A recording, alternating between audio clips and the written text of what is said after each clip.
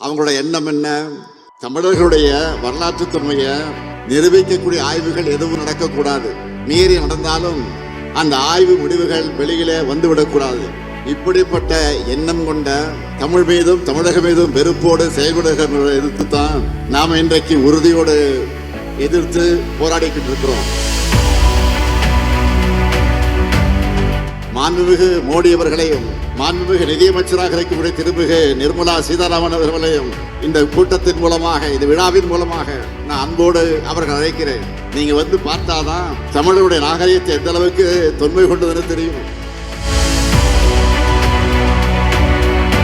2000 ஆண்டுகால சண்டை இது.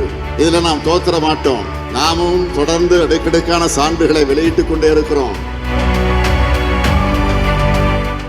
இந்த நெல்லை மக்களுக்கு ஒரு மகிழ்ச்சியான செய்தியை பகிர்ந்துக்க நான் விரும்புகிறேன்.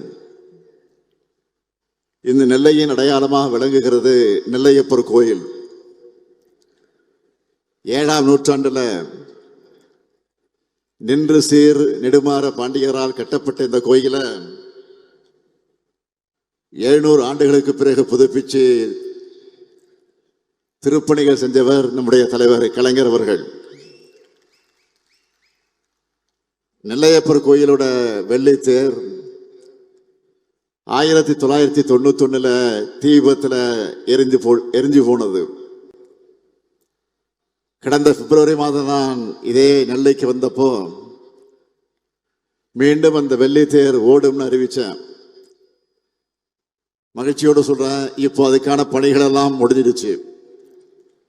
இன்னும் சில நாட்கள்ல, அதாவது ஜனவரி மாதத்துல முதல் வாரத்திலிருந்து அந்த வெள்ளித்தேர் ஓடும்னு மகிழ்ச்சியோடு நான் தெரிவிக்க விரும்புகிறேன். இப்ப நான் மகிழ்ச்சியில் மட்டுமல்ல, பெருமையாகவும் இருக்கிறேன். அதுக்கு என்ன காரணம்னா, நேற்று பொருணை அருங்காட்சியகத்தை திறந்து வச்ச பெருமிதத்தில் கம்பீரமாக உங்கள் முன்னாலே நான் நின்று கொண்டிருக்கிறேன். பொருணை தமிழர்களுடைய பெருமை, இந்திய துணைக்கண்டத்தினுடைய வரலாறு இனிமே தமிழ் நிலத்திலிருந்து தான் தொடங்கி எழுதப்படணும் என்ற நம்முடைய வாதத்துக்கான சான்றுகளை அறிவியல் பூர்வமாக நாம் நிறுவியிருக்கிறோம். நாம ஏன் கீழடி பொருணைன்னு நம்முடைய வரலாற்று தரவுகளை தொடர்ந்து உறக்க பேசிட்டு இருக்கோம்?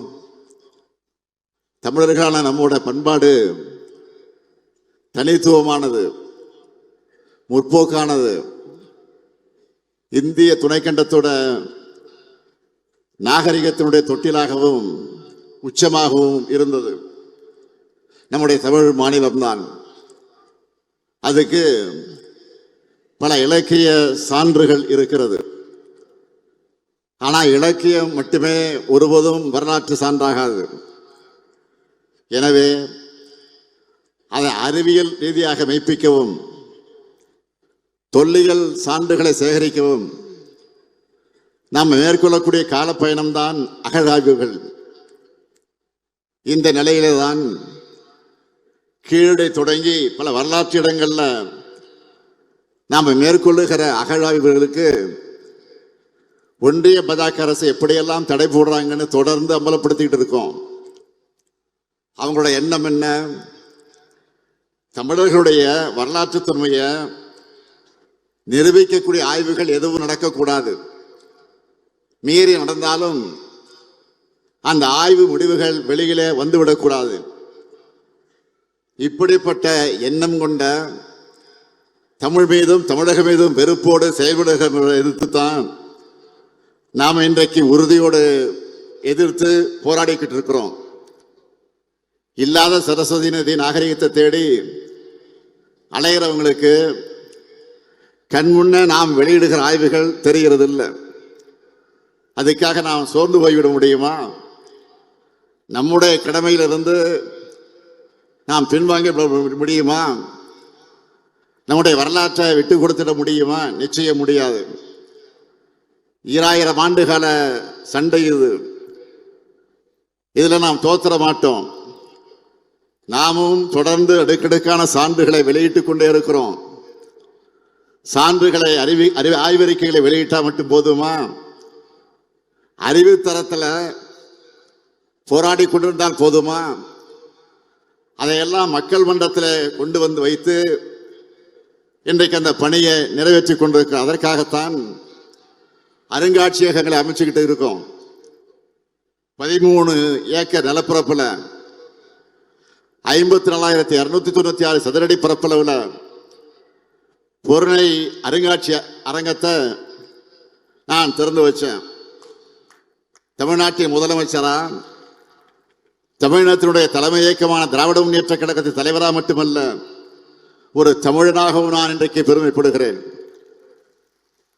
நான் இங்கே கேட்க விரும்புவது, உரிமையோடு உங்களை எல்லாம் பார்த்து கேட்க விரும்புவது, நீங்க எல்லாரும் குடும்பத்தோட போய் இந்த அருங்காட்சியகங்களை பார்க்கணும். பார்ப்பீங்களா? பார்த்தே தீரணும்.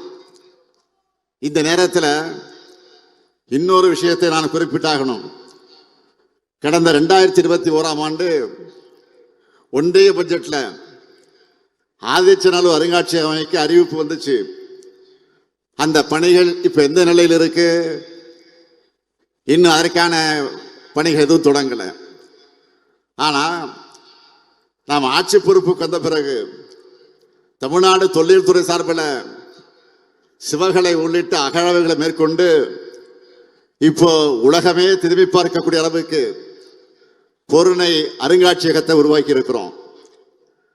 அதனால இந்த நேரத்தில் மாண்புமிகு மோடி அவர்களையும், மாண்புமிகு நிதியமைச்சராக இருக்கக்கூடிய திருமிகு நிர்மலா சீதாராமன் அவர்களையும் தமிழ்நாட்டில் கட்டியிருக்கக்கூடிய பொருணை அருங்காட்சியகத்துக்கு, கீழடி அருங்காட்சியகத்துக்கு வந்து பார்க்கணும்.